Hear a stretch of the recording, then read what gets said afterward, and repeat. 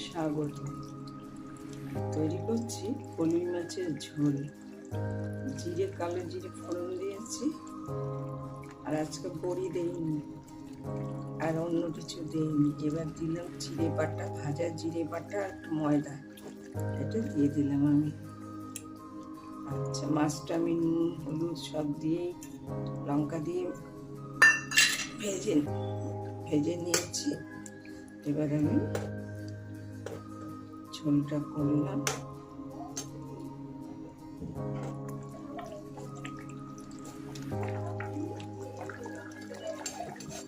এর আগে একদিন দেখিয়েছিলাম বড়ি দিয়ে করেছি, আজকে শুধু রসুন দিয়ে লঙ্কা কাঁচা লঙ্কা দিয়ে আর আলু পেঁয়াজ ভেজেছি। আমার দুপুরের আজকে আর করেছি